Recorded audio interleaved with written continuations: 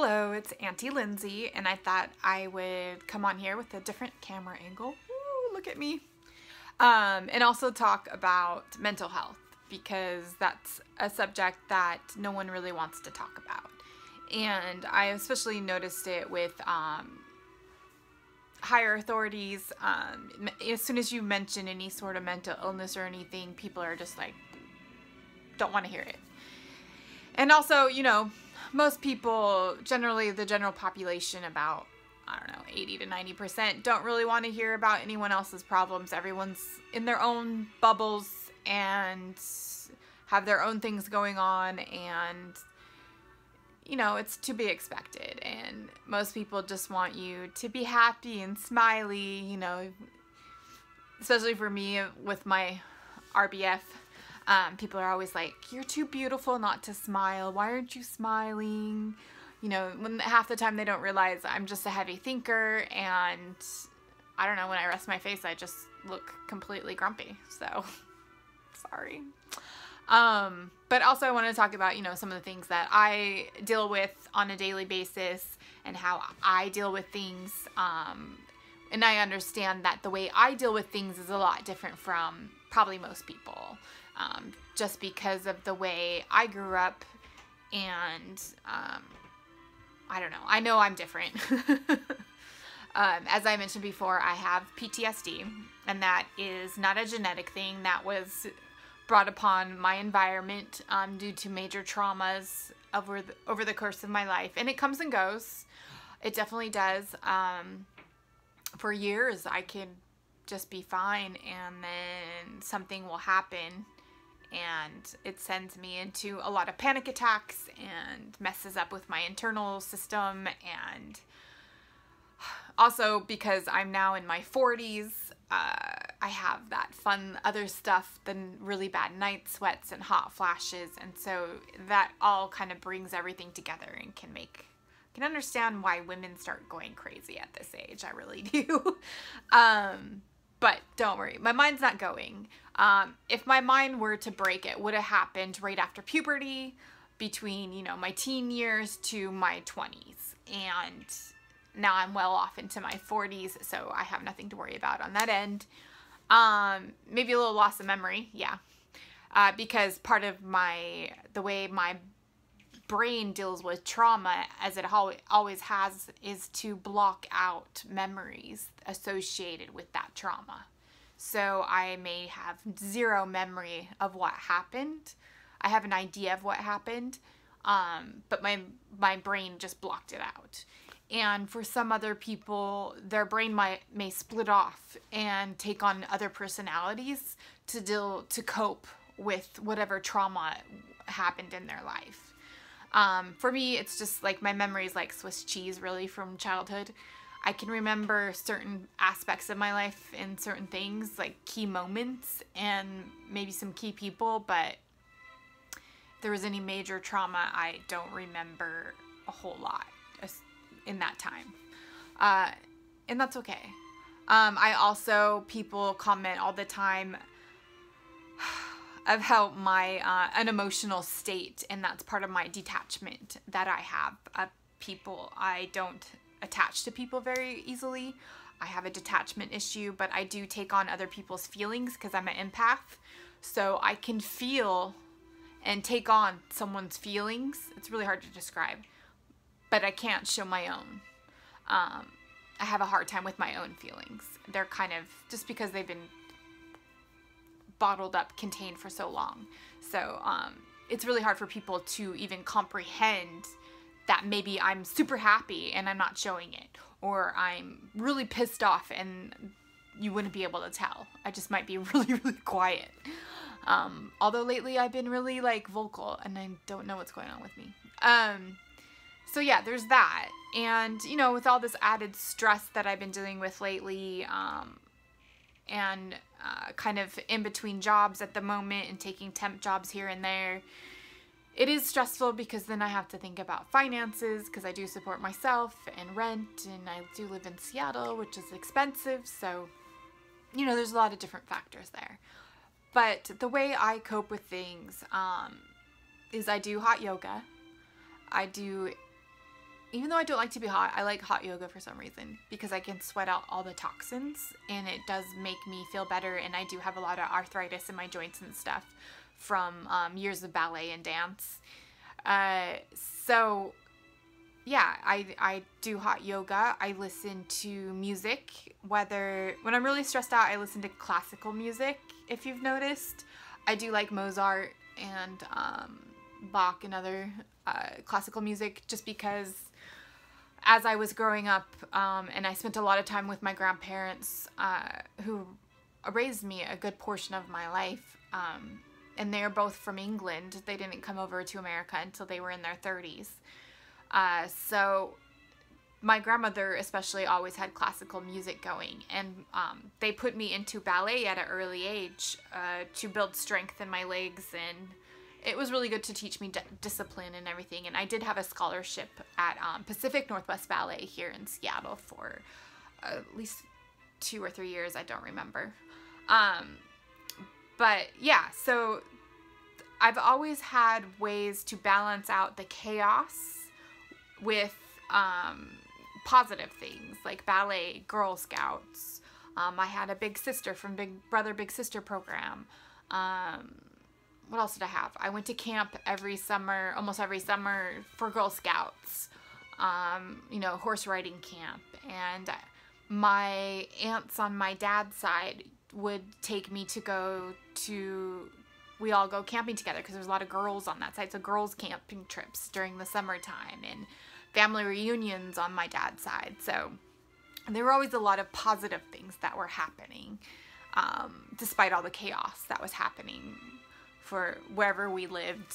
We lived in a lot of different places, but yeah, so I always had kind of that balance. And plus I started working at an early age when I was like 5th grade, because I do remember living in Ballard for a number of years. Well, not significant, but at least, I don't know if we got there when I was in 4th grade, end of 4th grade, or beginning of 5th grade, but it was definitely 5th grade to part of 7th grade. So I remember a good portion of those years just because I was almost stable for a little bit.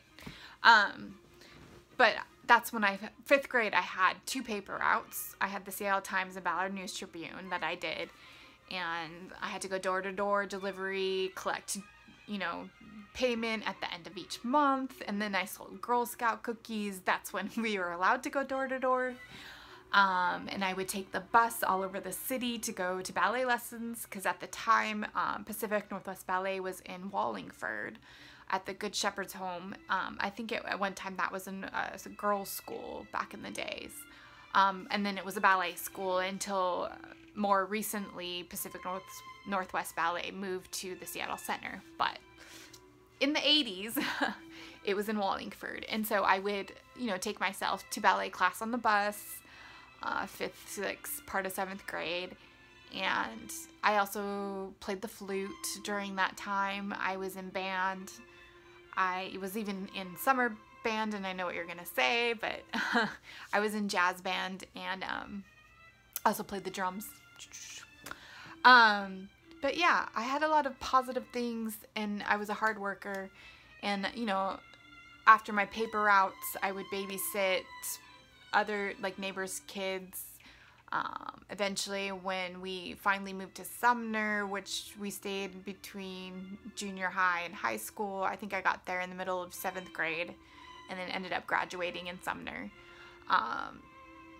Yeah, but I don't know, all the recent events, I'm getting all this negative feedback from people that I didn't really expect from, and then I'm getting positive feedback from almost complete strangers. So it's really amazing who comes out of the woodwork when you're going through major trauma. Because I have friends, well, I don't know if we're still friends, but I have friends that are like, I have no interest in what you're doing on Facebook. I don't understand why you care so much. Just let them be. It's their life. You shouldn't be so involved, blah, blah, blah, blah, blah. And then I have other people that are like, you seem so self-absorbed. Why can't you have more compassionate for other people's feelings? And it's just I'm getting both ends, and I don't need it. That's not what I need right now. Nothing, none of that. What I need right now is just people to support me. That's it. I'm not asking for your opinions. I'm not trying to walk on eggshells because of your feelings. Because I'm tired of this older generation that's like, we don't talk about those things. We just don't talk about it. We don't talk about family issues. We don't talk about mental illnesses. We don't talk about anything. And we really need to be the next generation that talks about this stuff, because look at where we are. Look around us. There's homeless all over the place. There's, you know, over 4 million kids on the street. There's human trafficking. There's, you know, devastation all around us. There's kids shooting up schools, and I mean, all the stuff that I don't even remember happening when I was a little kid. And it's just craziness. We really need to start talking more about mental health. Why is it such a taboo? Everybody goes through something. Everybody, every single person, even if they don't think they're going through something, they go through something to do with mental health.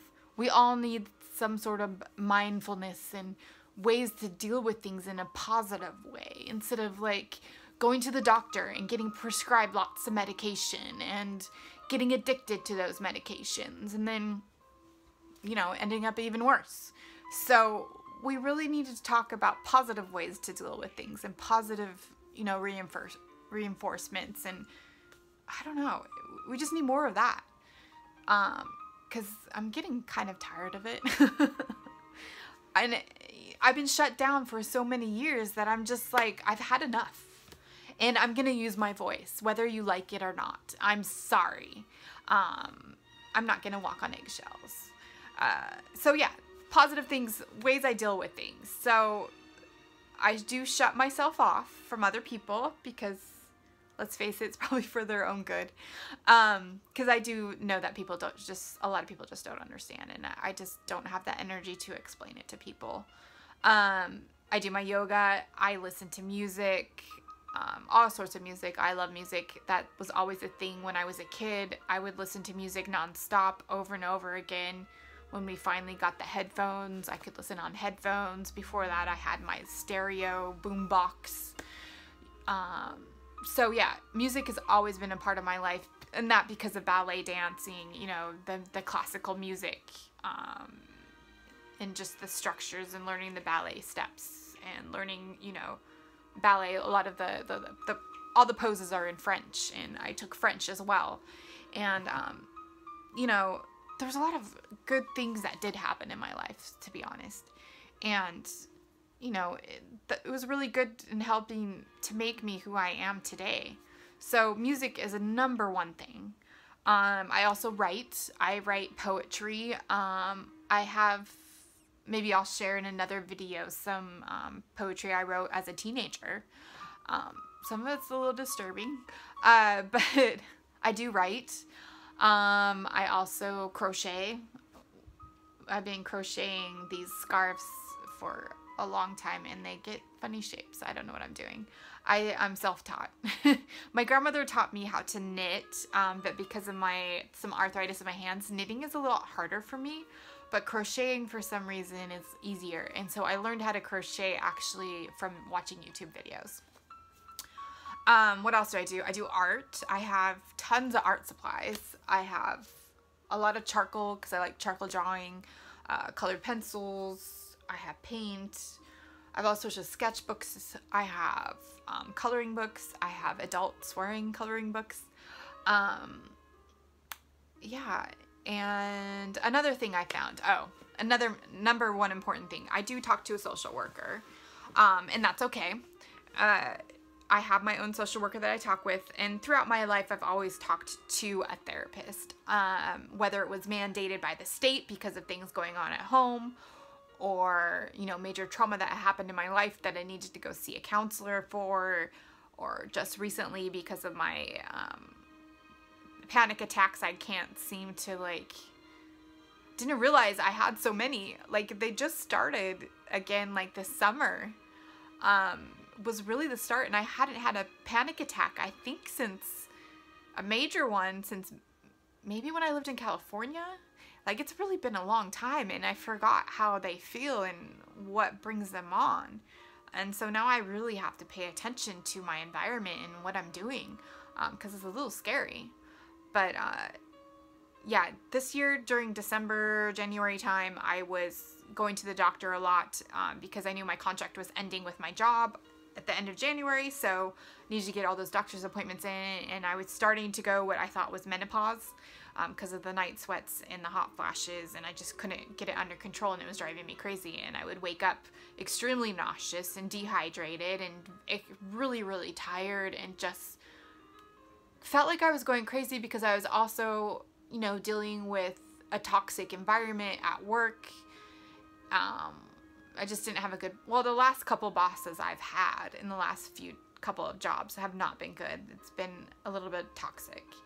And so I think that was also bringing things on, triggering me that I wasn't realized was triggering me, and I wasn't the best person to be around. And I admit that I was not the best person to be around because it was so much toxic. And you know, through life, you go through different phases. You go through childhood where it's like your naive, gullible phase where you think what's normal isn't really normal. Like growing up in a crazy environment, you think that's normal until later when you grow up, like get a little bit older and you start hanging out with your friends and your friends' families. And then you realize the stuff at home is not the same as what everyone else is going through. And then you go through, you know, your freedom phase where you left home and you're out to college and you're like supposed to have the time of your life, and things keep happening and you're just not understanding because you're in your early 20s and you just are confused about life because you're still battling with all the things that happened in childhood. And then you got this new environment where you're off on your own and you're still trying to figure things out. And then you get into your 30s and you're starting to come into your own and you're starting to gain that confidence and everything, and you're starting to not really feel like you care about what people think about you anymore. And then you hit your 40s and you're just like, screw everybody. I'm going to do what I want. This is my time. My life is half over now. So, you know what? Everyone else can just be quiet and let me do my thing. And yeah, it doesn't matter what anyone thinks. What matters is what you think about yourself, right? And you have to do what's best for you. So, what was I saying? So, yeah, December, January, I was going to the doctor a lot to balance out my hormones and figure out what was triggering my panic attacks. And so that's how I started talking with a social worker, because I wasn't quite understanding what was triggering them, and I needed to figure that out, and I needed to figure it out before my insurance ended. So they put me on a bunch of prescription pills, and I thought I was gonna die. I really thought I was gonna die. I felt so much worse. I wanted them out of my body. I just wanted it out. My body just rejects. It's always been that way. It just rejects anything prescription. And I've always denied anything prescription unless I've had surgery, and then I'll get like the pain pills or whatever for, like, you know, when I had LASIK or my tonsils out at 35, like. But even then, I only took them for a few days, and then it's just, everything just upsets my stomach. Like, I've always been that way. You know, drinking, I break out in hives. Well, pretty much everything makes me break out in hives. Even when I, like, attempted to try drugs, it was just like, no, you're not gonna do it. My body's just like, nope. No chemicals in my body. It's just telling me no. So, yeah, after I felt like I was going to die, I cut myself off of those prescription pills. It was like a couple weeks. I can only handle a couple weeks. That was pretty much all I can handle. And they switched again, and this went on for like a month. And I said, you know what, forget it. I'm not going to do it. Because I feel horrible. And I don't want to do anything that's going to make me feel any worse. So, someone suggested to me to try CBD, which is cannabinoid.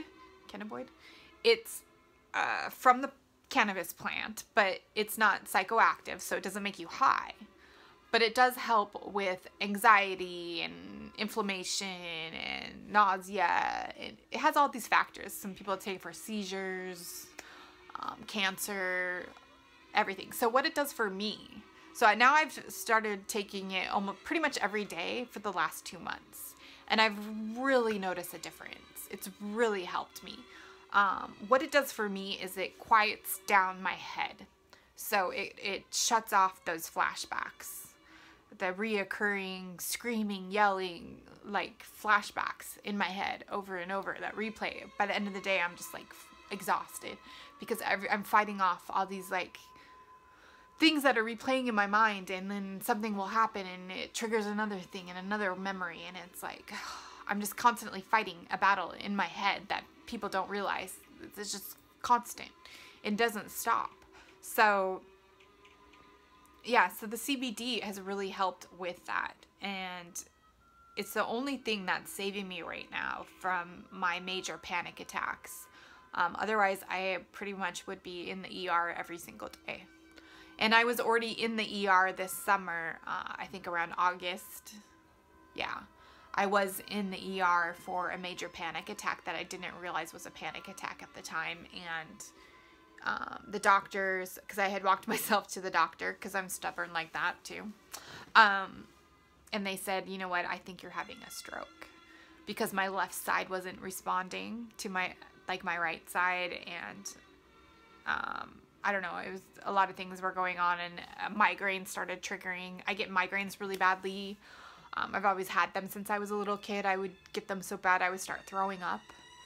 So yeah, I started getting the migraine, and they thought I was having a stroke, which put me into a further like panic attack, which did not help at all. And I don't even remember getting transported from my doctor's office to the ER by ambulance. I do not remember that.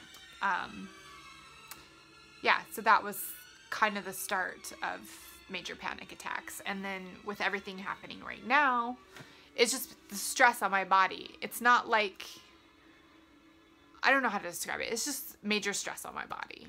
And I'm trying not to let it stress me out, but you can only, you know, make yourself do so many things, and you're just going to be stressed out. It's just a stressful situation. It's a whack situation. It's like, I can't even comprehend it myself. And this case has gotten so far out of hand that I'm just like, it's so unbelievable. Like, really, they need to make a movie out of this someday. But my book first. So yeah, that's how I deal with things. And I'm sorry that if anyone's offended by anything that I may have said recently or done or whatever. Your feelings are on you, honestly. If you feel that way, that's fine. Thanks. I'm sorry, but I can't walk on eggshells. But those are your feelings, and I'm not responsible for your feelings. I'm not responsible. So I can only be responsible for my feelings at this point. And I'm sure everyone can understand that. So yeah, I'm trying just to do the best I can right now, and I'm just doing me, and people are going to have to accept that, whether they like it or not. And that's kind of how you need to deal with things. But this mental health issue, that we really need to start being more open and talking about it, and not having it such a hush-hush thing. Because people really need to start learning how to deal with things in a positive way. Because getting addicted to pain pills or prescription pills, like, what are the doctors, you know, all the doctors prescribe stuff for kids at such an early age too. For ADHD or ADD, I don't know, too many letters. And all the other stuff, the depression and bipolar, you know, borderline personality. What else do kids have? Just so many things that I even see on the street. And yeah, some people, they need the medication. Like, don't get me wrong. There's people that truly need the medication. But there's other people that just abuse it. Or there could have been an alternative route they could have gone, the more natural, before they went off to do the medical, you know, the medicine. So everyone's different. Not everyone's going to be the same. You cannot expect everyone to be the same. Some people need medication, and that's good. And other people, they can't take it, like me, and need something natural and alternative natural ways to cope with things. So yoga, CBD, music, shutting myself off, reading a lot, book. You know, I have shelves of books on both sides of me. I don't even know how many books. I have a lot of books. I have books that are over 200 years old. But I like books. I've always loved books. My safe place growing up was always the library, especially when I lived in Ballard. I would run away to the library and read books, you know, 5th, 6th grade.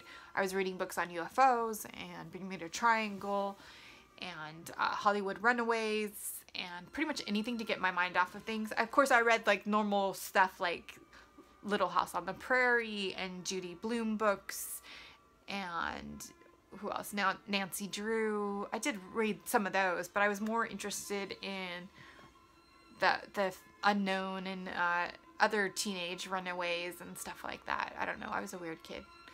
I was highly intelligent too, which I was gonna say, especially with the CBD now, because it's quieting down those flashbacks. I can be more focused. And especially when, like a couple weeks ago when I was changing all my social medias and coming up with all these ideas, I was just like, just banging them out. Like within an hour, I was just like, wow, I'm a genius. I really am. I'm a genius. I'm like, how am I thinking of all this stuff? This is amazing. Like, it's like my mind has never been so clear. And I've always, you know, been a pretty smart kid because I'm a self-taught person, and you know, I've learned from such an early age how to survive on my own. And, you know, always figuring out how to make my money, whether it was paper routes, berry picking, babysitting. I was even a professional clown. I did singing telegrams. I worked in warehouses. I mean, you name it, I've probably done it as an odd job. I'm probably had the most odd jobs than anyone I know. But I always kept going, and I've slowed down a lot since I've gotten older, but just because I'm not in constant survivor mode, you know. As a child, I was always in survival mode. That was it. Survive, survive, survive. Now I can relax a little bit, except for right now. But, yeah, I think I'm talked out. But I just wanted to talk a little bit about that, and maybe as I go along and develop my YouTube channel that I seem to be doing right now, I can open up a little bit more, and feel free to ask questions too. And let's not do the trolling negative stuff. That's not cool. But yeah, definitely ask questions and let's talk about it, because I really do want to start a blog and just get some more interaction with people, because I really think it's necessary to talk about these things instead of just ignoring it and pretending these things don't happen, because they happen to all of us. Everyone goes through something, regardless if we think it's a major incident or not. Everyone has something, and you realize that as you get older, how screwed up some people really are. And you kind of, us, you know, people that have been broken so many times, we bond. And each person has a unique story, but it's their story. And it's interesting. I've always been fascinated about human behavior and how the mind works and how people work. You know, and just because of my studies in school, yeah, I didn't do the best in college, but I wasn't ready. I just wasn't ready for college. You know, I did like pre-calculus and academic decathlon and French and in school. And then I got to college and it was like, I couldn't stay awake during classes. I had insomnia and all sorts of things I was going through, and, you know, trauma that happened, a rape and all sorts of stuff, and kids bullying me at school and blaming me for things that weren't my fault, and it's just constant battle with people and all that stuff. And you try to remain positive as much as possible, and sometimes you just get really beat down and you just want to say, screw off everybody, just leave me alone. Why do you always have to pick on me? Like, why You just want to strangle some people. But I'm trying the best I can. And some people just don't get that. And they never will. And I'm not going to explain it to them. So, yeah. But that's pretty much all I want. I think I've talked for half an hour now. Awesome. All right, I'm going to go. So, signing off. Bye.